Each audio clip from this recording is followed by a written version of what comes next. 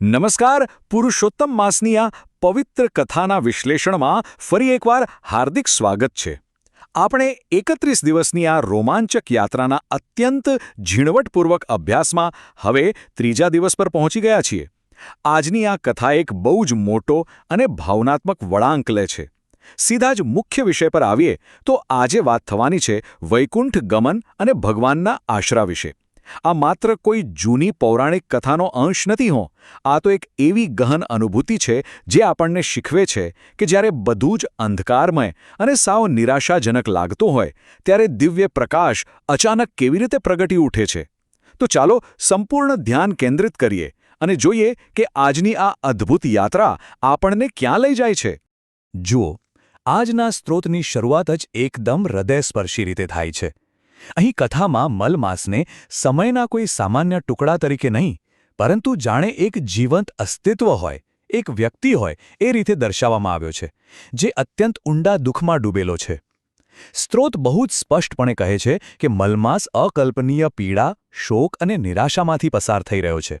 કોઈપણ માટે જ્યારે તેને સાવ અપવિત્ર, નકામો કે અસ્વીકૃત માનવામાં આવતો હોય ત્યારે તેની અંદરની પીડા કેટલી ભયંકર હશે. એ એકલતા, એ તિરસ્કાર, આ ભારે નિરાશા અને સંપૂર્ણ અસ્વીકારની સ્થિતિ જ આજના વિશ્લેષણનું ભાવનાત્મક કેન્દ્ર છે. અને ખરેખર બરાબર આ જ સૌથી નીચલા બિંદુથી એક મહાન દિવ્ય યાત્રાની શરૂઆત થાય છે. હવે બરાબર આ જ સમયે કથામાં દિવ્ય હસ્તક્ષેપ થાય છે. મૂળ ગ્રંથના આ ચોક્કસ શબ્દો પર ધ્યાન આપવા જેવું છે. ભગવાન વિષ્ણુ મલમાસને આશ્વાસન આપે છે. કેટલું અદ્ભુત! જ્યારે મલમાસનું દુઃખ અને તેની પીડા તેની ચરમસીમા પર છે ત્યારે બીજું કોઈ નહીં પણ સાક્ષાત ભગવાન વિષ્ણુ આગળ આવે છે. પરમ સત્તા મલમાસની પીડાને માત્ર દૂરથી જોતી નથી રહેતી, પણ સક્રિય રીતે તેની પાસે જઈને તેને સાંત્વના આપે છે. આ આશ્વાસન કોઈ ઔપચારિક શબ્દોનું નથી હોતું. તેમાં એક દિવ્ય ઉષ્મા અને અપાર કરુણા ભરેલી છે. આ દર્શાવે છે કે જ્યારે સાચા હૃદયની શરણાગતિ હોય ત્યારે ભગવાન ક્યારેય મૌન નથી રહેતા. નિરાધારને આધાર આપવાનું આનાથી સુંદર ઉદાહરણ બીજું શું હોઈ શકે?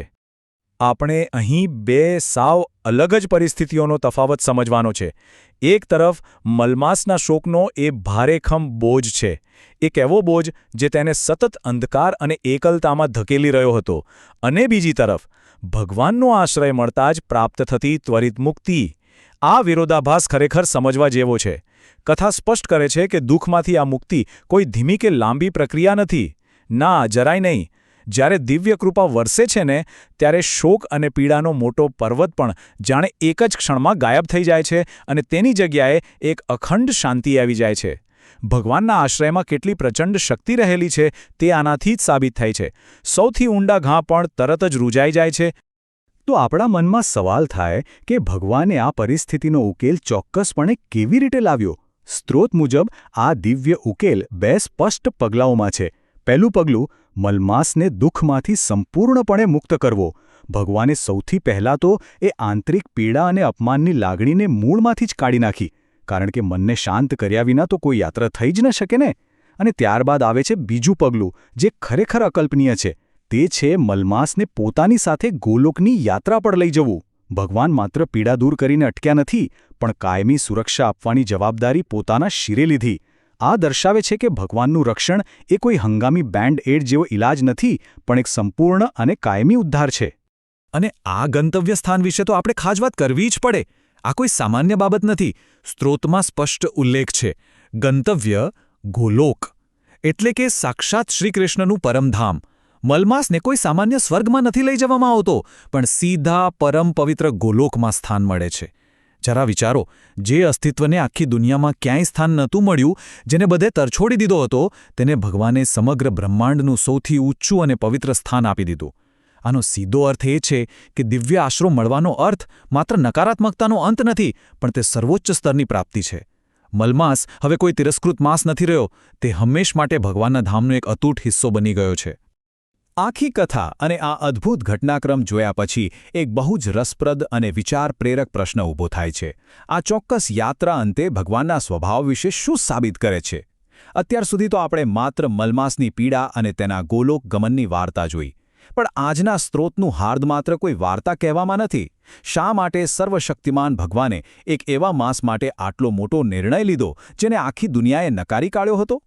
આ પ્રશ્ન આપણને વાર્તાના ઉપરછલ્લા વર્ણનમાંથી બહાર લાવીને એક બહુ જ મોટા શાશ્વત સિદ્ધાંત તરફ લઈ જાય છે. આ માત્ર એક ઘટના નથી, આ તો પરમ સત્તાના વાસ્તવિક સ્વભાવની જ્વલંત સાબિતી છે. અને એ શાશ્વત સિદ્ધાંત આ એક જ અત્યંત સુંદર શબ્દમાં છુપાયેલો છે: ભક્તવત્સલ. આજનો સ્ત્રોત બહુ જ ભારપૂર્વક નોંધે છે કે આખી કથાનું મુખ્ય લક્ષ્ય એ સાબિત કરવાનું છે કે ભગવાન ભક્તવત્સલ છે. ભક્તવત્સલ એટલે શું? એટલે ભક્તો પ્રત્યે અત્યંત સ્નેહાળ, કોઈ માતાપિતા જેવો વાત્સલ્ય ભાવ ધરાવનાર અને અંતિમ આશ્રય આપવા માટે હંમેશા તૈયાર રહેનાર. મલમાસની આ કથા સાબિત કરે છે કે ભગવાન માટે ક્યારેય કોઈ તુચ્છ કે નકામું હોતું જ નથી. આ સંપૂર્ણપણે શરત વગરનો પ્રેમ છે. ભગવાન માત્ર ન્યાયાધીશ નથી, તેઓ અનંત કરુણાના સાગર છે જે પોતાના શરણે આવેલાને પોતાનાથી પણ ઊંચું સ્થાન આપવા તૈયાર રહે છે. આ જ તો આજના સ્ત્રોતનો સૌથી હૃદયસ્પર્શી સાર છે.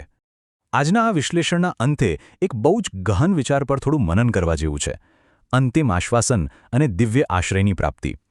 મલમાસની કથા આપણને શીખવે છે કે સાચી સુરક્ષા અને અખંડ શાંતિ માત્ર ને માત્ર પરમ સત્તાના શરણમાં જ મળી શકે છે.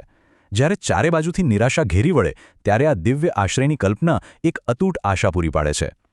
કોઈપણ ખરાબ સ્થિતિ કાયમી નથી હોતી અને દિવ્ય કૃપાનું એક નાનકડું કિરણ પણ સીધું ગોલોક સુધી પહોંચાડી શકે છે.